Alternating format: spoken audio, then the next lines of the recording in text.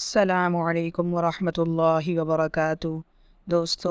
جیسا کہ کل ہم نے جانا کہ کس طرح حضرت خبیب بن عدی رضی اللہ تعالیٰ عنہ کو شہید کیا گیا اور سعید بن عامر جمحی نامی نوجوان کی آنکھوں سے وہ منظر دن رات ہٹتا نہیں تھا، تو اگر آپ نے کل والی ویڈیو نہیں دیکھی تو اس کا لنک میں نے ڈسکرپشن میں دے دیا ہے، آپ وہاں سے جا کر دیکھ لیں۔ چلیں آگے بڑھاتے ہیں۔ یہ منظر ہر وقت اس کی نگاہوں کے سامنے رہتا کہ حضرت خبیب رضی اللہ تعالی عنہ پھانسی کے بندے کے سامنے بڑے سکون و اطمینان کے ساتھ کھڑے 2 رکعتیں ادا کر رہے ہیں، اور اس کے کانوں میں ہر وقت ان کی وہ درد بھری آواز گونجتی رہتی جب وہ قریش کے لیے بد دعا کر رہے تھے، اور اس کو ہر وقت اس بات کا ڈر لگا رہتا کہ کہیں آسمان سے کوئی بجلی یا کوئی چٹان گر کر اسے ہلاک نہ کر دے۔ حضرت خبیب رضی اللہ تعالی عنہ کی شہادت سے سعید بن عامر نے وہ باتیں سیکھیں جو پہلے اس کے علم میں نہ تھیں۔ حضرت خبیب رضی اللہ تعالی عنہ کی شہادت سے اس نے سیکھا کہ آدمی زندگی کی آخری سانس تک اسلام کو پھیلانے کی محنت کرتا رہتا ہے، اور یہ بھی سیکھا کہ پکے سچے ایمان کی وجہ سے آدمی کیسے کیسے حیرت انگیز کارنامے انجام دیتا ہے۔ حضرت خبیب رضی اللہ تعالی عنہ کی شہادت کی وجہ سے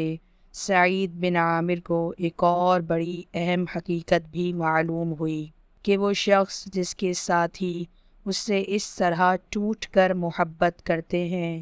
کہ وہ واقعی برحق رسول اور سچا نبی ہے اور اسے آسمانی مدد حاصل ہے۔ گویا حضرت خبیب رضی اللہ تعالی عنہ کی شہادت سعید بن عامر کی ہدایت کا ذریعہ بنی، اور اس وقت اللہ تعالی نے سعید بن عامر کے سینے کو اسلام کے لیے کھول دیا۔ وہ قریش کی ایک مجلس میں پہنچے اور وہاں کھڑے ہو کر انہوں نے قریش اور ان کے گناہوں سے اپنی بے تعلقی و نفرت اور ان کے جھوٹے خداؤں یعنی بتوں سے اپنی بیزاری کا اظہار کیا اور اپنے مسلمان ہونے کا کھلم کھلا اعلان کر دیا۔ اس کے بعد حضرت سعید بن عامر رضی اللہ تعالی عنہ ہجرت کر کے مدینہ منورہ چلے گئے اور مستقل طور پر رسول اللہ صلی اللہ علیہ وسلم کے ساتھ رہنے لگے، اور غزوہ خیبر اور اس کے بعد کے تمام غزوات میں آپ صلی اللہ علیہ وسلم کے ساتھ رہے۔ جب نبی کریم صلی اللہ علیہ وسلم دنیا سے پردہ فرما گئے تو اس وقت آپ صلی اللہ علیہ وسلم حضرت سعید بن عامر رضی اللہ تعالی عنہ سے خوش تھے۔ پھر حضرت سعید بن عامر رضی اللہ تعالی عنہ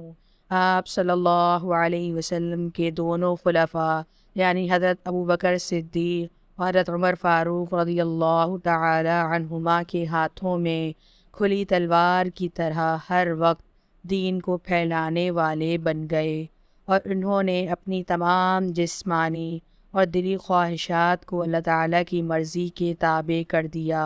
اور اپنی زندگی کو اس سچے مومن کی زندگی کا بے مثال نمونہ بنا کر پیش کیا جس نے دنیاوی عیش و عشرت کے بدلے میں آخرت کی کامیابی کا سودا کر لیا ہو۔ رسول اللہ صلی اللہ علیہ وسلم کے یہ دونوں خلفاء اور ان کی سچائی اور تقوی کی وجہ سے ان کی نصیحتوں کو بہت غور و توجہ سے سنتے اور ان کی باتوں پر پورا دھیان دیتے تھے۔ ایک بار وہ حضرت عمر فاروق رضی اللہ تعالی عنہ کے دور خلافت کے ابتدائی دنوں میں ان کی خدمت میں حاضر ہوئے اور نصیحت کرتے ہوئے ان سے فرمایا: یا عمر، اوصیک ان تخشى اللہ فی الناس ولا تخشى الناس فی اللہ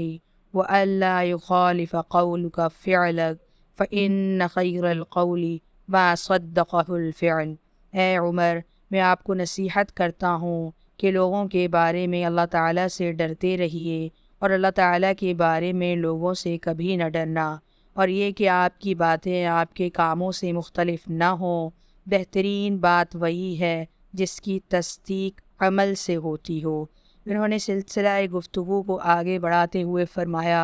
عمر، وہ دور نزدیک کے ان تمام مسلمانوں پر ہمیشہ اپنی توجہ برابر رکھیے جن کی ذمہ داری اللہ تعالیٰ نے آپ پر ڈالی ہے، اور ان کے لیے وہی باتیں پسند کیجیے جو آپ خود اپنے اور اپنے اہل و عیال کے لیے پسند کرتے ہیں، اور حق کی راہ میں بڑے سے بڑے خطرے سے کبھی نہ گھبرائیے، اور اللہ تعالیٰ کے دین کے بارے میں کسی کی پرواہ نہ کیجیے۔ حضرت عمر رضی اللہ تعالی عنہ نے ان کی یہ بات سن کر فرمایا، سعید، یہ سب کس کے بس کی بات ہے؟ حضرت سعید رضی اللہ تعالی عنہ نے فرمایا، یہ آپ جیسے شخص کے بس کی بات ہے جس کو اللہ تعالیٰ نے امت محمدیہ کا ذمہ دار بنایا ہے، جس کے اور اللہ کے درمیان کوئی دوسرا حائل نہیں ہے۔